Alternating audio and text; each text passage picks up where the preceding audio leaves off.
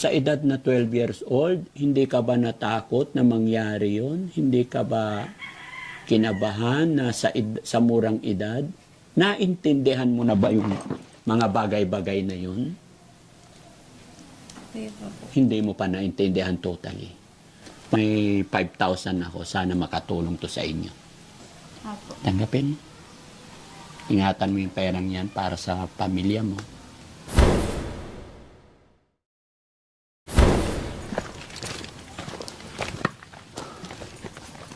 So yan mga kababayan, mga kabarangay, may inilapit sa Team Daddy Frankie. Ang naglapit po ay si Sir. Pangalan niyo, Sir? Mel Pesa po. Sir Mel, magandang umaga sa iyo. Maganda umaga. Totoo ba yung sinabi or nakarating sa amin na yung inilalapit mo isa 12 years old na nabuntis? Opo. Nabuntis siya, 12 years old? Grade 6 po siya nung... Grade 6. Opo. Grade 6 pa lang nabuntis siya. Grade 6 po nung nabuntis. Paano nangyari yun? Yung lalaki, grade 6 din. Paano po siya? Nasa 20 na po yung lalaki. Anong panahon na yon 20 yung lalaki? Ang bata, grade 6. Grade 6. Nabubuntis na ba yung grade 6 mga kababayan? No? So, although mga kababayan, wala tayong idea pa as of now, base lang po yun sa mga natanggap naming parating. At si Sir po, Sir Mel, ang naglapit sa amin. Nilapit niya sa asawa ni Boss Ed. And then, eto mga kababayan, nandito na po kami sa harapan ng bahay na inilalapit ni Sir sa Team Daddy Frankie. Kaya naman mga kababayan, samahan niyo po ko para makausap natin. At syempre mga kababayan, bago kami nagpunta dito, kasama natin ang barangay captain ng Barangay Imelda. Syempre para sa security rin natin at para sa kaayusan at kaligtasan ng lahat. Mga kababayan, magandang umaga. Dire-diretso tayo sa video. Pero syempre, bago po magpatuloy ay magpapaalala po si Daddy Frankie sa mga nanay dyan, laging patnubay ng magulang para sa mga anak natin, lalong-lalo na sa mga minor. Sa kagaya ng nangyaring ito, hindi ako makapaniwala na 12 years old pa lang ay mabubuntis na pala. No? Pero ang masama nun, Sir, underage, tapos yung bata, underage pa rin, masasabi kung 20. Opo. Diba 21 ang nan sa lalaki. Opo. Parang... Siguro po, nagkaibigay yung dalawa. Pero bata pa. Ayun nga po. Ano nyo sila? Kapitbahay o ano? Kapitbahay po. Kapitbahay. Anong barangay to, Sir? Sitio Legua po, saka po to ng Barangay Pag-asa, Orani. Barangay Pag-asa, Oranes. Okay, so tutuloy lang ako. No? So ayan mga kababayan. Hello po, magandang morning. Ay. Pasok po kayo. Pwede akong tumuloy? Po, pwede po. Sige. Upuan po. Sige, salamat. Upo ka. Anong ginagawa mo dito ngayon? Nagtutupin po ng damit. Okay. Anong pangalan mo? Chris Ann po. Chris Ann. So, tama ba yung sinabi nila na nabuntis ka 12 years old pa lang ikaw? Opo. Grade 6 pa lang po ako. Okay. Paano nangyari? Sorry hindi ko alam mga kababayan, mga kabarangay. First time in history na maka-encounter po kami ng ganitong case na 12 years old. Although may mga nababalita-balitaan na ako noon, pero ngayon, eto, mga kapanayam natin si Ann. Ano apelyido mo? De Leon po. Paano ngayon nag-aaral ka pa? Opo. Ann De Leon. Pwede bang ikwento mo sa amin anong nangyari at paano ka sa murang edad, 12 years old, ay nabuntis ka na? Nag-aaral po kasi ako noon. Tapos, nakilala ko po siya sa Facebook. Tapos po, nagkita po kami. Tapos po, sa bahay po nila kami pumupunta. Tapos po, doon po may nangyari. Tapos po, di naman po namin inaasahan. Nabuntis po ako. Ilang taon yung lalaki? Ano po, nasa 19 or 20 po. Okay. So, niligawan ka niya at the age of 12? Opo, sa Facebook po. Sa Facebook ka lang niligawan. Opo. Tapos pumasyal ka sa bahay nila. Opo, nagkita po kami. Nagkita kayo.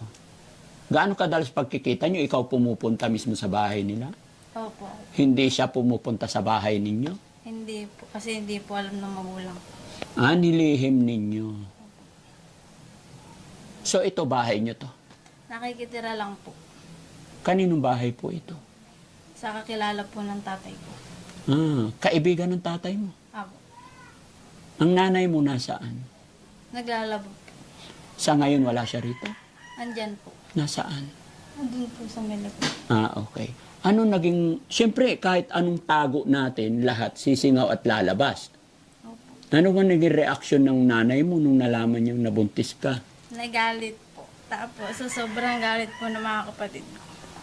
Nasuntok po ng kuya ko yung lalagyanan namin ng damit. Tapos, binaba po nila ako. Sobrang galit po, gusto po pakulong yung partner ko. Oo. Punta po kami sa munisipyo. Tapos, sinalaysay ko po dun lahat ng nangyari. Opo. Tapos, nung di pinatawag po yung kamag-anak namin, tapos yung kamag-anak niya. Opo. Napag-usapan po na pananagutan na lang po ko. Na hindi na po pakukulong kasi nangyari na daw po. Wala na daw pong magagawa.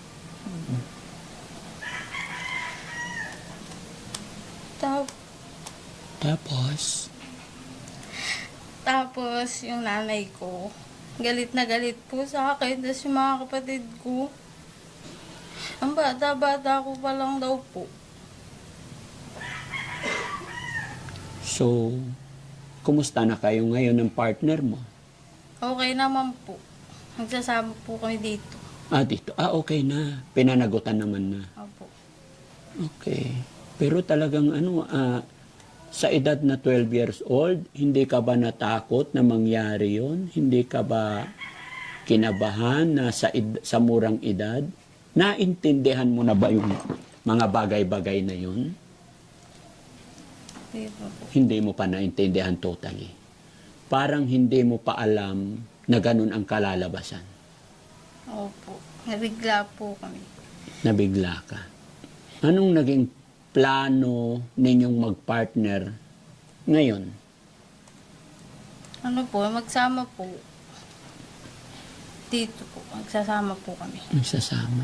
Opo. So pumayag naman na yung nanay at tatay mo. Opo. Pumayag na po sila. Wala na magagawa. Wala na po. Pwede bang makausap din ang nanay mo? Pwede naman po. Pwede. Sige, tawagin natin. Okay lang? Sige, okay lang. Yung mga kababayan, no, napakalaking bata. Pero kalain mo, 12 years old na buntis na. Kaya yung sinasabi ko talaga na bantayan natin yung ating mga anak. Napakahirap. Gaya ng batang ito, sabi niya hindi niya alam na gano'n ang kalalabasan. Silakbo lang ng damdamin. No? Yun yung mga wala pa talagang alam. Napakahirap ipaliwanag mga kababayan. Ay, Nay, good morning po. Pasensya na, pumasok na po kami. Upo kayo, Nay. Ayan. Ayan. Ano pangalan ni Nanay? Alma po. Ay, maganda si Nanay, kamukha ng anak. Ayan. Nay Alma, tapos si Ann. Ilang taon na po si Nanay? 47 po. Nay, totoo ba yung natanggap namin, na balitaan namin, or sumbong sa amin ng taong lumapit sa amin para sabihin yung kalagayan ng anak nyo na nabuntis siya nung grade 6 pa lang? Opo, sir. Totoo po yun. Ano naging reaksyon nyo po bilang Sir, ina? nagtatrabaho po ako, naiiwan po sa bahay. Opo. Ngayon po, siyempre po, ako po, nanay po kasi naghahanap buhay po ako dahil po sa kawalan po namin. Ngayon po, nag-aaral po siya nung malalaman ko pong buntis. Siyempre, kahit po sinong magulang, magagalit po. Opo. Nagwala po ako noon, nagharap po kami sa munisipyo, sa barangay, dahil nga siyempre napakasakit para sa anak kong maaga Opo. na nagbuntis. O ngayon po, yan po, nangyari na nga po, hindi nagpa-pulis pa nga po ako. Ngayon nga, sabi nga po sa akin, ganun din, wala rin daw mangyari, laging magkikita, laging... Sabi ko naman po sa naging asawa niya, kahit po anong hirap namin, pag-aaralin ko pa po yung anak ko. Kaya nag-aaral pa po yan kahit naman po papaano. Kaya nga lang po, may anak na po. Nagkaanak po sa grade 6. Gagraduate po siya ng grade 6 nung nag-anak siya. Pinatuloy ko pa rin po yung pag-aaral niya. So, ibig sabihin, Nay, ngayon, ilang taon na po siya? 16 na po. 16 na. So, Cesarean po yan nung nanganak. cesarean pa. Opo. Sa edad na 12 years old, Buntis. nasisisaryan na yung bata. Opo. Hindi naman po kasi daw pwedeng, sabi ng doktor, hindi daw po pwedeng lumabas ng normal yung bata dahil po yung sipit-sipitan niya napakabata pa para mag-anak po. Opo. Kaya po yan, cesarean po yan. Oo. Ganun pala yun. Yung 12 years old, hindi pa po pwedeng lalabas ang bata. Hindi Hindi kakayanin. po kakayanin. Hanggang mag-50-50 po. Mabubuhay po yung bata, yung nanay po wala.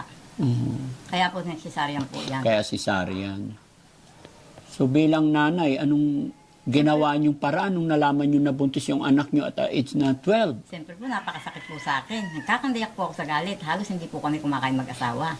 Anong pinag-usapan niyo mag-asawa? Siyempre, underage po yun. Opo, sabi po ng asawa, sa mister ko, magalit man tayo, patayin man natin yung anak natin, nangyari na. Wala naman po tayong magagawa. Kaya naman po, yun na lang po inano na namin.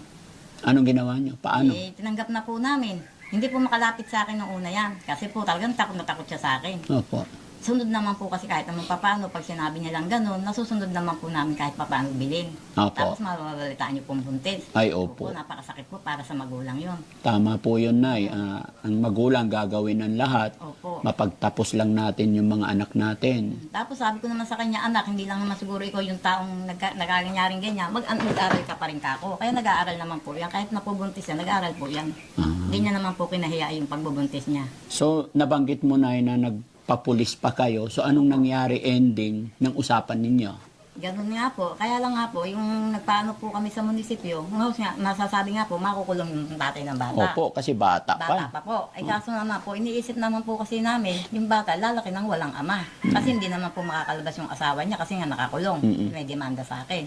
Kaya nga lang, pinag-usapan na lang po namin, kasama naman po yung mga bayo ko, gano'n na lang daw po, huwag na ikulong. At yung bata, sustentuhan na lang. Sinusustentuhan naman po. Tapos, later on, pakakasal na lang. Opo. Kung talagang sila po, papakasal po namin. Pero nagsasama naman po sila. Kumusta naman ang pagsasama? Okay naman ho. Maayos naman ho. Salamat sa Andiyan Panginoon. naman po yung biyanan niya. Malapit lang po. Malapit lang din dito. Opo, ayan po. Kakabila lang po kayo ng daan. Biyanan niya na po yun. Bahay ng biyanan niya. Opo. Lagi naman po nandun yung anak niya rin. Pagala po sa amin, tulad nga po, wala niya, nasa biyanan niya po siya, yung anak niya. Mabait naman po yung naging biyanan niya, wala naman po kami problema. Kahit salamat. po sa asawa. Mabait ang biyanan. Mabait. Balain nyo. Oo, mabait ng balay po. Wala naman. Kumusta naman ang manugang nyo? Okay naman ho. Very Para good. sa amin, mabait naman din. Yun naman pala wala palang Wala, problema. masipag naman din ho. Kahit papano, kahit sa kamuting kahoy lang nagtatrabaho, okay naman ho. Okay.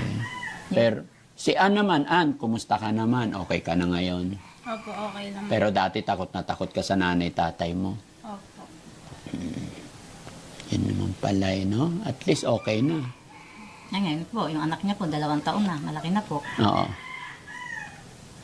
Parang kapatid lang niya. Oo nga po, pag lumaki, parang kapatid niya. Parang Po. kapatid niya. Ano anak niya? Lalaki ba? Lalaki po. Lalaki. So, paano yung kabuhayan niyo ngayon, Nay? Si tatay tsaka si nanay, anong hanap buhay niyo po? Nung mister ko, nagpapaupa lang po sa bukid. Nagtatrabaho, naghawan-hawan po. Okay. Tapos minsan po, pag may nagpapalinis sa akin ng bahay, naglilinis po ako. Ngayon po, naglalaba po ako ng damit namin. Ilan po ang anak niyo, Nay? 6 po. Pang-apat ko po siya. Pang-apat siya. Opo. So, yung pangalan niyo ilang taon ngayon? 30 na po. 30. Yung bunso? Ay, yung bunso ko po, grade 5 na po eh. 12 taon. 12 taon din. Babae, lalaki? Lalaki po. Dalawa lang po silang babae magkasunod. Yung ate niya sa siya lang po. 6 po yung anak ko, 4 na lalaki, 2 babae po. Ay, yung ate niya may asawa na rin. Opo. Mag-27 na po yun sa Auno. Ayun, nag-asawa naman na nasa edad Nasa naman. edad naman po yun. Siya lang talagang Oo, Ito lang talaga po yung 12 anyos na nakapag-asawa ng maaga. At least, Nay, naging okay naman na pala. No? Pinanagutan na. Tama rin yung sinabi niyo. Pangit din na lalaki yung anak Walang ama. na walang ama.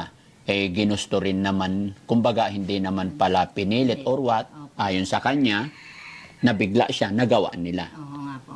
Pero sa batas ng tao, kahit sabihin natin na ginusto niya kasi underage, di ba? mali pa rin. Mali pa rin po. Pero at dain nga po, napagkasunduan ninyo, okay na. Ano na lang, gabay na lang ng magulang, payuan na lang lagi sila, no? Okay. So, Nay, ano man ang masasabi mo po sa nangyari sa iyong anak na sa ating mga kababayan para hindi na po, siyempre kahit sabihin natin, di ba, sa mata ng ibang tao, di ba, may masasabi, parang hindi pare-parehas ang tao eh. Yun nga po. Sa edad na 12 years old nagkaroon, ano naman na naging naririnig mo sa labas, yung mga ganun, nung nalaman mong ganun? Hindi, wala naman po ako naririnig sa labas na tungkol sa anak ko.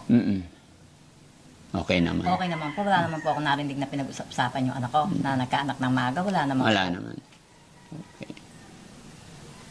Okay naman yung nasa mga kapitbahay ko dyan, yung pinag-usapan yung anak ko lumandi ng maaga, wala naman po. Wala naman. Wala naman po ako narinig. Mababait yung mga kapitbahay mo. Mababait. Naunawaan nila. Naunawaan naman nila. Kaya lang talaga siyempre, magulang ako, sa galit ko talaga, nagalit ako. Nagalit ka talaga Oo, noon. talagang nagwala ako dyan sa hindi nila ako makausap, kahit yung balay ko, nakiusap, hindi nila ako nakausap. Siyempre, ako naghahanap buhay ka ho para sa anak nyo, tapos mababalitaan yung ganun. Siyempre ho, masama yung loob nyo. Yun. Pero yung mga kapitbahay ko naman, wala naman akong narinig na lumandi yung anak ko. Yung asawa niyo po, yung tatay, hindi nagalit, hindi siya nagwala. Nagalit man ho, kaya lang ho, yung galit niya, ilan na rin, inano na lang po niya. Bagas ako, inano na lang niya, sinarili niya. Kasi ho, saktan man niya ho yan, wala rin mangyayari, nandiyan na. Si Ann, ano naman ang nakita mo yung sacrifice ng mga magulang mo? Opo. 'Di ba? Gaya ng sabi ng nanay mo kanina, pinag-aaral ka kahit anong hirap, nabibili naman daw yung mga request ninyo, ginagawa ng nanay at tatay mo lahat para mapag-aral kayo. Pero ito, nangyari na yung hindi dapat nangyari, okay naman na lahat. Di ba? Opo. Bilang ina, nanay ka na rin ngayon, ngayon naramdaman mo na siguro kung gaano kahalaga ang magulang. Opo. Kung gaano kahalaga sa magulang ang anak. Opo. Gaano ba kahalaga sa'yo yung anak mo ngayon? Mahalaga po. Anong gagawin mo para sa kanya, sa anak mo?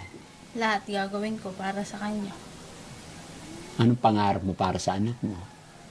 Pangarap ko sa kanya mabigyan ng magandang buhay. Magandang kinabukasan. Yun.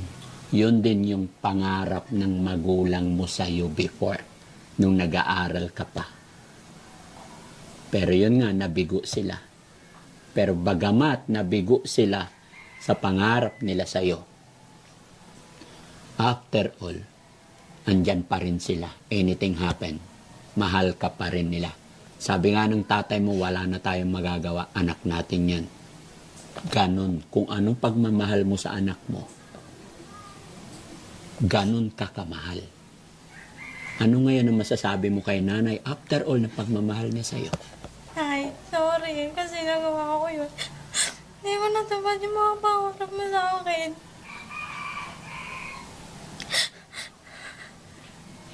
Pero, nakangako ko sa'yo, hanggat kaya ko mag-aral, magtatapos ako.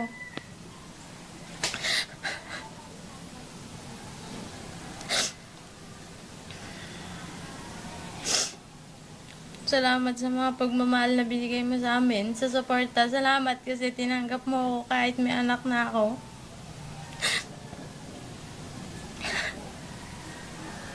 Napakabait ng nanay mo kasi yung iba-ibang nanay, pag nangyari ganyan, tinatakwil talaga nila yung anak nila eh. No? Opo. Sa tatay mo, mapapanood niya tong video na to. Anong mensahe mo sa tatay mo? Tay, maraming salamat sa sakripisyo. Maraming salamat natanggap niyo ako.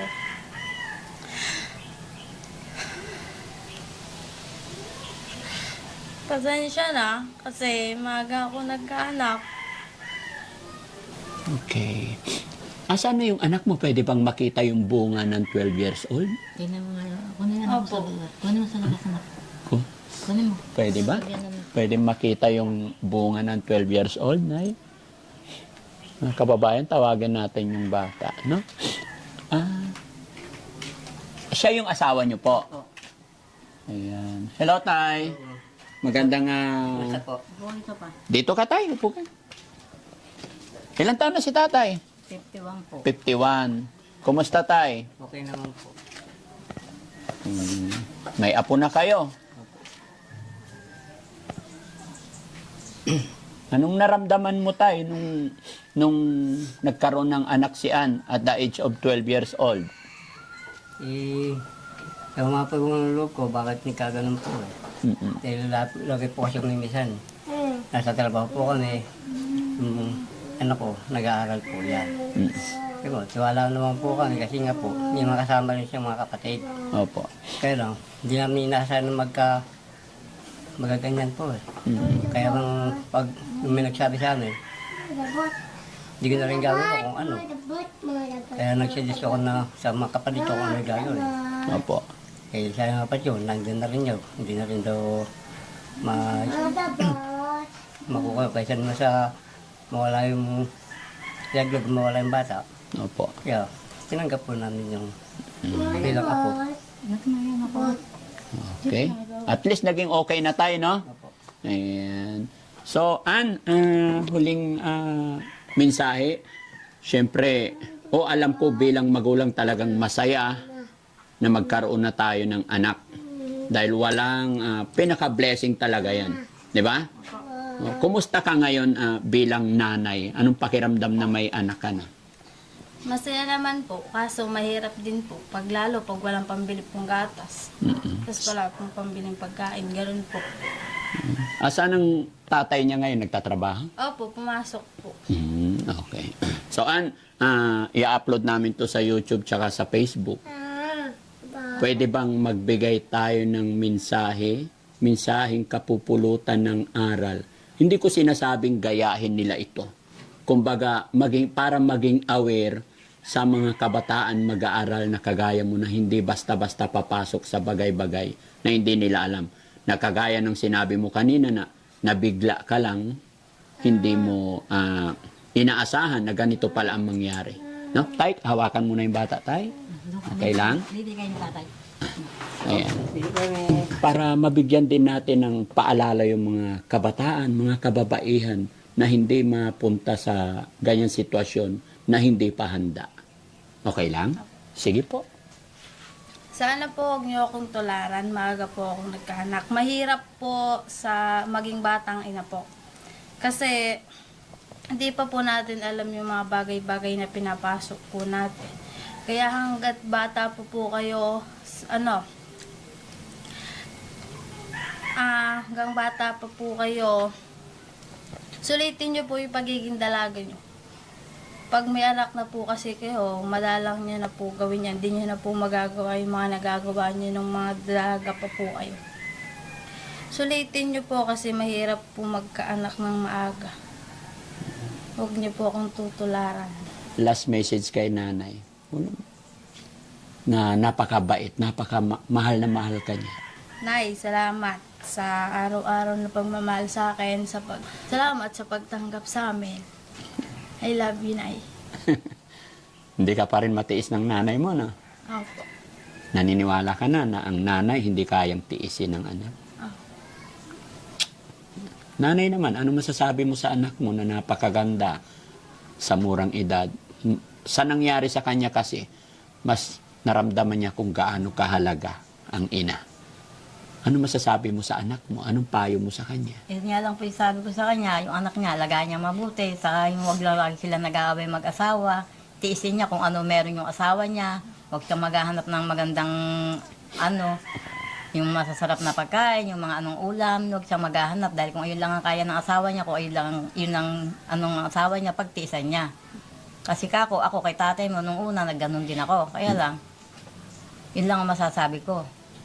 Lagi nilang mag-unawaan, lagi silang mag-uusap. Yung ayaw na yung asawa niya, gawin niya. Yung huwag niyang gagawin. Yung ayaw naman ng asawa niya, huwag niyang gagawin para hindi sila nag-aaway, para magsama silang mabuti. Yun ang may masasabi ko sa kanila. May mga time din ba nag-aaway sila? Hindi, minsan nagkakatampuhan lang po. Hindi naman nag-aaway na. Sa mga kwan lang po. Siyempre sa edad niyang yan, Nay, talagang naghahanap pa rin talaga ng may mga time, gaya ng sinabi, hanap ng masarap na pagkain. Gaano ba kahirap ang buhay dito, Nay? Hindi naman po masyadong mahirap din. Basta po Okay. yun, siyempre po, magtatrabaho po kayo para po, hindi naman din po ganong kahirapan. Naluluha na naman si Ann. Yan lang po yung sinasabi ko sa kanya, kaya hanggang kaya po namin silang pag-aralin, nag-aaral naman po siya. Siya. No? Salamat po, Nay. Naka-video tayo. Upload namin to sa YouTube, Facebook. Okay lang po. Si Ann naman. Ann, alam ko medyo bata ka pa at matured yung asawa mo. Gano'n sinabi ko, i-upload namin to. Ano naman ang message mo sa asawa mo? Mapapanood niya to. Salamat kasi hindi mo ako tinakbuhan di tulad ng iba na mga nagkakaanak na tinatakbuhan lang, pinapabayaan. Pinanindigan mo ako. Bibigay mo yung dapat mong ibigay sa amin ni MJ. Salamat kasi nandyan ka palagi. Ayun po. Okay. Sige. Na, magbibigay ako sa kay Ann, mga kababayan, yung kaunting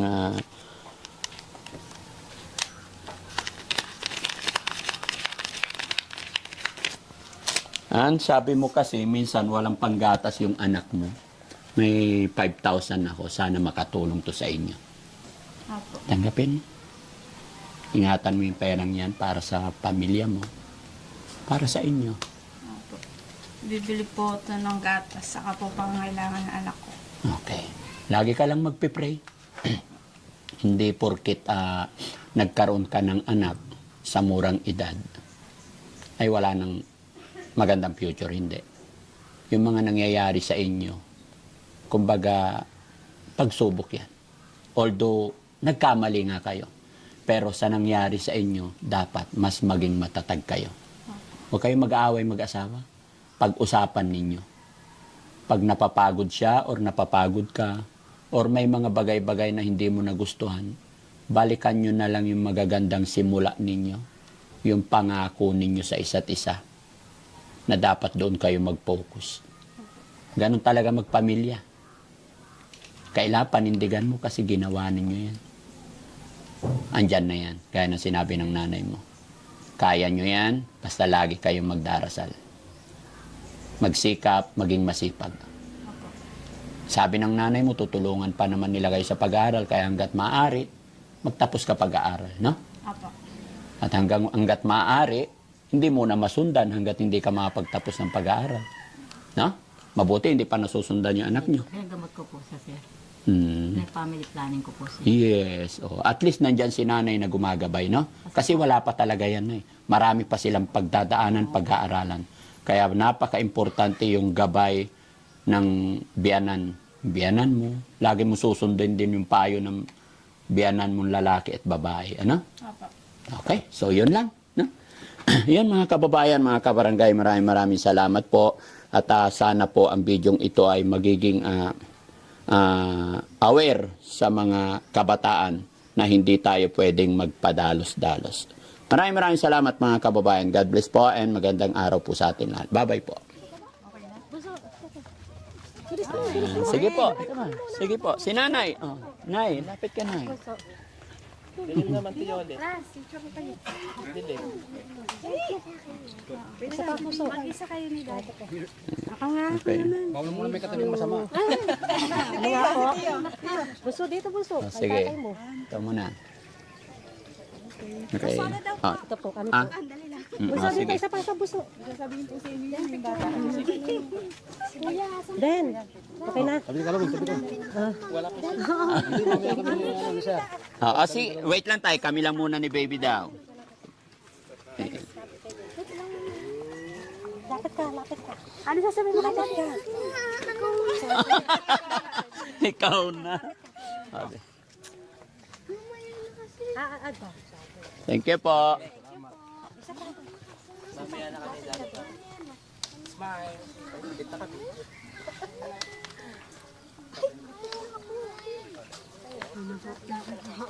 Thank you po.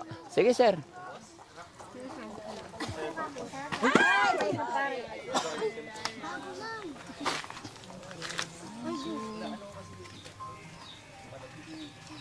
Salamat po. Thank you po. Ah, sige. Oy, bay kuya, halika.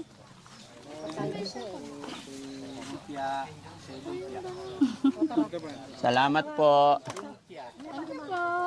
Ay, isa pa. Sige po. Malapit tatay ka nga, maraming kaya. Mm-mm.